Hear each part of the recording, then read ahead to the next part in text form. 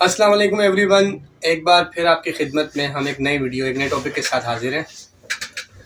آج پھر ہمارے ساتھ ایک بار سینئر ڈاکٹر سید ارشد علی صاحب موجود ہیں۔ ان کا ہم ایک بار پھر بہت شکر گزار ہیں کہ انہوں نے اپنے قیمتی ٹائم میں سے ہمیں ٹائم دیا۔ تو ناظرین، آج آپ کے لیے ایک ہم نیا ٹاپک لائے ہیں، نیا کیس لائے ہیں، جس پہ آپ کو گائیڈنس دیں گے ڈاکٹر سید ارشد علی صاحب۔ اس ٹاپک کے بارے میں، اس مرض کے بارے میں آپ کو بتائیں گے، اس کا احتیاط بھی بتائیں گے، اس کا ٹریٹمنٹ بھی بتائیں گے۔ اور آپ سے میری پھر ایک بار ریکویسٹ ہے، اگر آپ میرے چینل پر نیو ہیں تو میری ویڈیو کو لائک کریں، چینل کو سبسکرائب کریں، آگے شیئر کریں تاکہ تمام آنے والی ویڈیو آپ کو فردر ملتی رہیں۔ تو آئیں بات کرتے ہیں ڈاکٹر سید ارشد علی سے۔ السلام علیکم ڈاکٹر صاحب، کیا حال ہے؟ خیریت سے؟ ٹھیک ٹھاک ڈاکٹر صاحب، پہلے تو ہم آپ کا بہت شکر گزار ہیں کہ آپ نے اپنے قیمتی ٹائم میں سے ایک بار پھر ہمیں ٹائم دیا تاکہ ہم اپنے ناظرین تک اچھے سے اچھے ہومیوپیتھک نالج سینڈ کر سکیں، بھیج سکیں، پرووائڈ کر سکیں۔ تو ڈاکٹر صاحب، آج کا ٹاپک ہمارا ہے الرجی پہ۔ تو ہم پلیز آپ سے ریکویسٹ کرتے ہیں کہ الرجی کے بارے میں ہمارے ویورز کو گائیڈ کریں، کیونکہ آج کل آپ جانتے ہیں آپ کے پاس تو طرح طرح کے پیشنٹ آتے ہیں۔ آج کل الرجی کو لے کے لوگ بہت پریشان ہیں، وہ اینٹی بائیوٹک یا اینٹی الرجک ٹیبلٹ کھا کے اپنے آپ کو خراب کر دیتے ہیں۔ تو اس کے لیے آپ سے ریکویسٹ ہے کہ ہومیوپیتھک ٹریٹمنٹ بتائیں، جس سے ہمارے ویورز گھر بیٹھے آرام سکون سے علاج کر سکیں اور ہومیوپیتھک علاج کر سکیں۔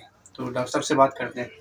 ڈاکٹر صاحب دیکھیں، الرجی جو ہے نا، پہلے ہمیں یہ دیکھنا ہے کہ الرجی ہے کیا چیز ہے، کہ کوئی بیماری ہے یا کوئی وائرل ہے۔ میں اگر سادہ لفظ میں آپ کو سمجھانے کی کوشش کروں تو یہ سمجھیے کہ کسی بھی شخص کی غیر معمولی حساسیت یا کسی بھی شخص کی بڑی بھی حساسیت جو کسی بھی بیرونی ماحول یا بیرونی عوامل کے نتیجے میں اس میں پیدا ہو، اس کو ہم الرجی کہیں گے۔ یا دوسرے لفظوں میں اگر میں یہ کہوں تو غلط نہ ہوگا کہ کسی بھی انسان کی بڑی ہوئی حساسیت یا سینسٹیویٹی کو ہم الرجی کہتے ہیں۔ اس کی مثال اگر میں آپ کو ایک عام مثال سے دوں تو شاید آپ کو آسانی سے سمجھ میں آ جائے گا کہ سمجھیے کہ ایک ڈسٹی ماحول ہے، وہاں سے بہت سارے لوگ گزر رہے ہیں۔ کوئی جب کسی شخص کو وہاں سے گزرنے کے بعد سنیزنگ یعنی چھینکیں شروع ہو جاتی ہیں، کسی کی ناک بہنے لگتی ہے، کسی کو کھانسی ہونے لگتی ہے، کسی کو سانس میں تنگی ہونے لگتی ہے، لیکن بعض لوگ گزرتے ہیں ان کو کچھ بھی نہیں ہوتا۔ تو جن لوگوں کو یہ پرابلم ہو رہی ہوتی ہے تو ان کی اس ماحول کے اگینسٹ حساسیت یا سینسٹیویٹی جو ہوتی ہے وہ بڑی ہوئی ہوتی ہے۔ اب سوال یہ پیدا ہوتا ہے کہ الرجی کیوں اور کیسے ہوتی ہے، یا جو بھی الرجی سے جو چیزیں ہوتی ہیں وہ کیوں ہوتی ہیں۔ چلیے دیکھیے، بات یہ ہوتی ہے کہ جو ڈسٹ جو ہوتی ہے اس کے اندر کچھ ڈسٹ مائٹس ہوتے ہیں جو کہ ہمارے سانس کی نالی کے ذریعے، بلکہ یہ سمجھے کہ نوسٹرل سے لے کے ہمارے پھیپھڑوں تک، کہ ہمارے نوسٹرل سے لے کے ہمارے لنگس کے اینڈ تک ایک میوکس میمبرینز بنی ہوتی ہے۔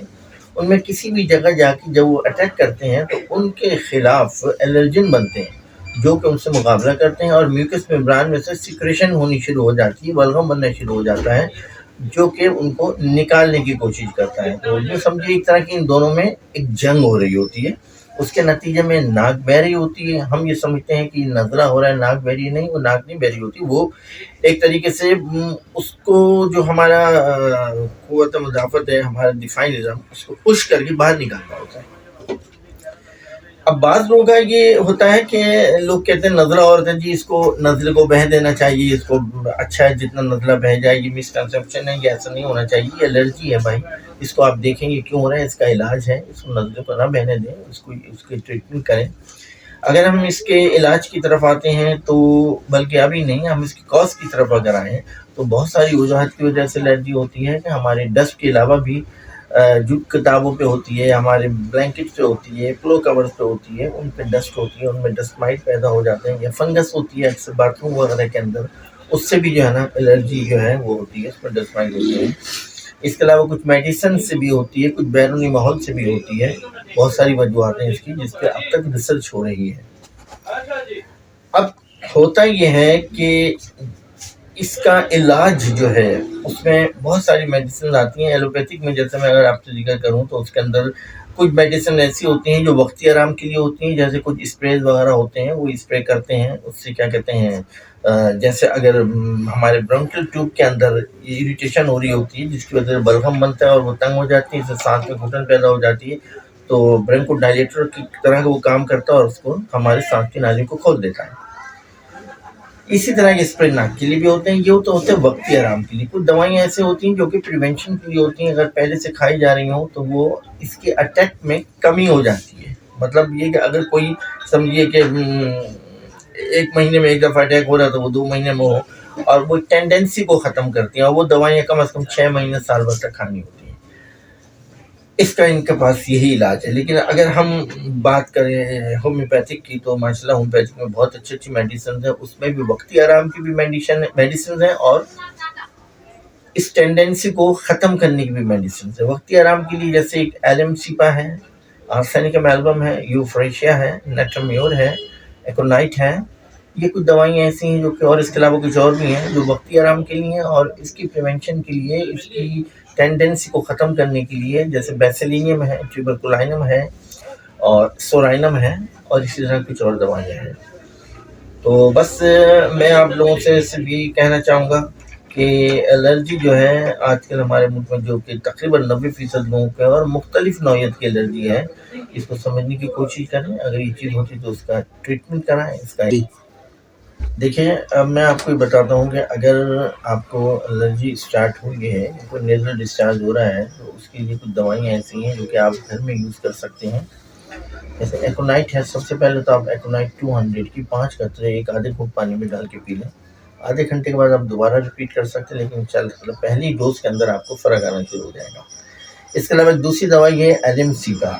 एलिमसीपा की सिम्टम्स में ये है कि नाक जो है बहुत, आप स्टूपिंग पोजीशन में होते हैं, नाक बुरी तरह बहरी होती है, वो भी आप 5 ड्रॉप्स ले सकते हैं अगर इस किस्म की पोजीशन हो। लेकिन इसके साथ अगर आंखों में इरिटेशन हो, आंखों में जलन हो, तो फिर एक दवाई यूफ्रेशिया 200 के 4-5 कतरे आप ज़बान पे डाल के, और तकरीबन आधे घंटे के अंदर आपको इससे रिलीफ मिल जाएगा। जहाँ तक बात होती है इसकी टेंडेंसी को ख़त्म करने की, तो उसकी दवाइयाँ जो है ना, वो मैं आपको मशवरा दूंगा कि वो आप खुद से ना लें, बल्कि अपने किसी डॉक्टर से मशवरा करके वो दवाइयाँ इस्तेमाल करें, क्योंकि वो दवाइयाँ ऐसी हैं कि जिनको उसकी रिपीटेशन बड़ी एहतियात से करनी पड़ती है। इसमें बेसिलिनियम, ट्यूबरकुलाइनम, सोराइनम, ये दवाइयाँ, सल्फर, तो ये दवाइयाँ ज़रा एहतियात से ली जाती हैं। तो इन दवाओं का इस तरह इस्तेमाल कर सकते हैं। लेकिन ये जो सिर्फ मैंने आपको दवाएँ बताई हैं, ये आपको वक्ती आराम देंगी, या आपको मुस्तकिल आराम के लिए अपने किसी करीबी अच्छे होम्योपैथ से जाकर रुजू करना होगा। तो मेरे ख्याल से बस शायद काफ़ी मैंने आपको बता दिया है। नाज़रीन, आपने डॉक्टर अरशद साहब की गुफ्तगू सुनी। हम डॉक्टर अरशद साहब के फिर बहुत ज़्यादा शुक्रगुज़ार हैं कि अपने वक्त और बहुत मसरूफ़ वक्तों में से हमें वक्त देते हैं अपने व्यूवर्स के लिए, ताकि हम उनको गाइड कर सकें। तो आपको आज इन्होंने एलर्जी के बारे में, उसके कॉज भी बताए, उसका ट्रीटमेंट भी बताया, उसके एहतियात भी बताए। तो प्लीज़ आप सेल्फ मेडिकेशन से एहतियात करके हमारे बताए हुए नुस्खे ज़रूर आजमाएँ, ज़रूर अप्लाई करवाएँ, खुद फैमिली में, अपने दोस्तों में। इंशाल्लाह आपको होम्योपैथिक ट्रीटमेंट से ज़रूर फ़ायदा होगा। और आपसे एक बार फिर मेरी रिक्वेस्ट है, सब्सक्राइब करें, वीडियो को लाइक करें और आगे शेयर करें, ताकि तमाम आने वाली वीडियो आप व्यूअर्स तक पहुँचती रहें।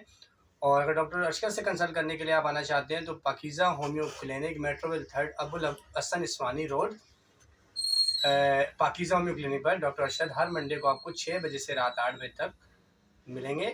आप इनसे अपॉइंटमेंट ले लें। अगर इनसे ऑनलाइन कंसल्ट करना चाहते हैं तो स्क्रीन पर इनका नंबर चल रहा होगा, आप इनसे ऑनलाइन कंसल्ट भी कर सकते हैं। आपका बहुत बहुत शुक्रिया।